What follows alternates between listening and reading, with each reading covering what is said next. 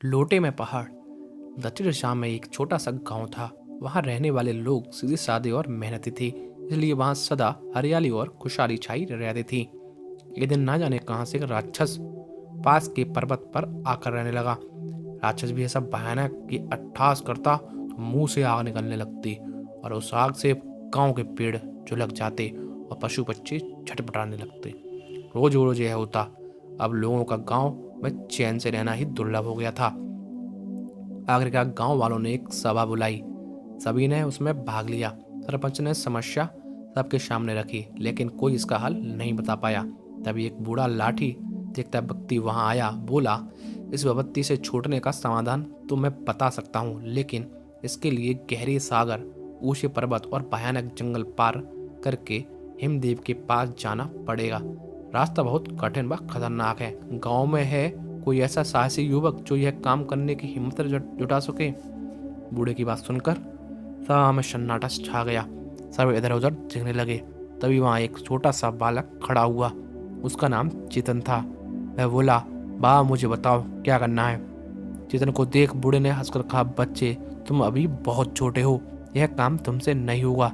चेतन बोला, आप मुझे बताएं तो सही, मैं किसी से नहीं डरता। अपने गांव की रक्षा के लिए मैं कुछ भी कर सकता हूँ। यह सुन बूढ़े ने चेतन को अपने पास बुलाया और कहा, देखो, उत्तर दिशा में हिमदेव का एक महल है। वहां जाकर उन्हें अपनी समस्या बतानी होगी। वह चाहेंगे तो तुम्हारे दुख अवश्य दूर हो जाएंगे, परंतु मैं वहां पहुंचूंगा कैसे? चेतन ने कहा, मैं तुम्हें जादुई जूते दूंगा। उन्हें पहनकर तुम बहुत तेजी से चल सकोगे। रास्ते में जो विपदाएं आएंगी उनसे तुम्हें स्वयं ही निपटना पड़ेगा। यही तुम्हारी साहस की परीक्षा होगी। इतना कहकर बूढ़े ने चेतन को एक जोड़ी जूते दे दिया। कल सुबह ही तुम यहाँ से चले जाओ, जल्दी से वापस आना।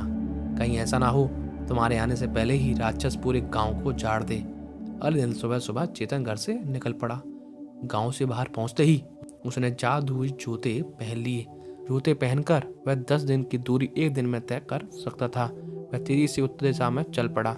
सबसे पहले उसके रास्ते में ऊंचे ऊंचे पर्वत आए, लेकिन जूतों की सहायता से वह लंबी लंबी छलांग मारकर उन पर चढ़ गया। पहाड़ी रास्ता पार करने में उसे कई दिन लग गई। वह बुरी तरह थक गया, फिर भी उसने आराम नहीं किया। वह चाहता था कि जल्दी से जल्दी अपनी मंजिल पर पहुंच जाए। आगे एक ऊंचे पर्वत की घाटी में उसे किसी के कराहने की आवाज सुनाई दी। चेतन ने आसपास देखा तो पाया कि एक बड़ा सा काला नाग एक पत्थर के नीचे दबा पड़ा था। चेतन को दया आ गई।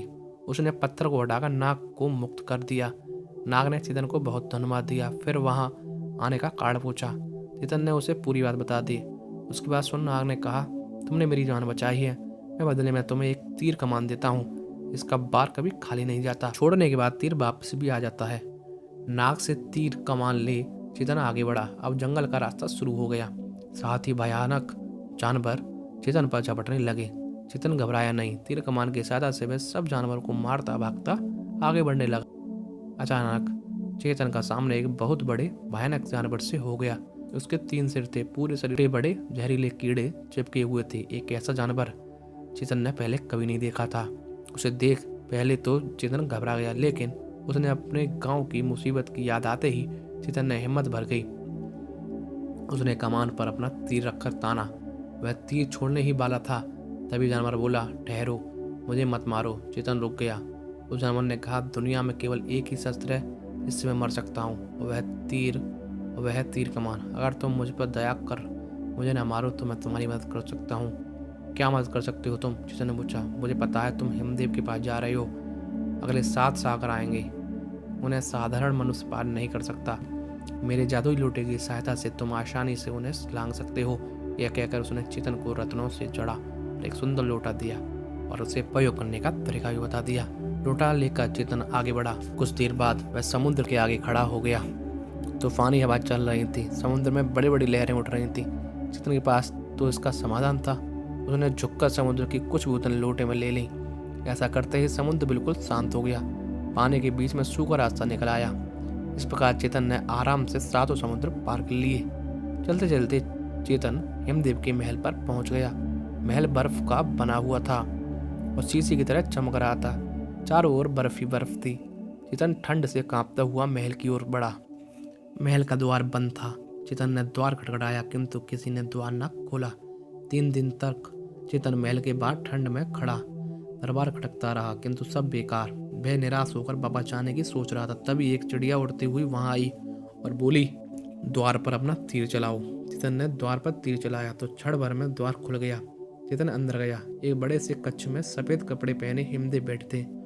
चेतन को देखकर हिमदेव बोले, अरे बालक, कहो क्या काम है। चेतन ने उन्हें पूरी कहानी सुनाकर प्रार्थना की कि किसी भी तरह इस मुसीबत से छुटकारा दिलाएं। तुम जैसे साहसी बच्चे की मदद करके मुझे खुशी होगी। लाओ अपना लोटा दल लाओ। हिमदेव ने कहा। हिमदेव लोटे पर अपना पंखा झाड़ा और कहा, जाओ इस लोटे का पानी उस राक्षस पर फेंक देना। लोटा लेकर चेतन महल के पास निकला। बाहर वहीं चिड़िया बैठी थी। वह बोली, क्या तुम्हें पता है, घर से निकले तुम्हें 6 महीने हो गए हैं। अगर तुम जल्दी वापस न पहुंचे तो पूरा गांव खत्म हो जाएगा। 6 महीने?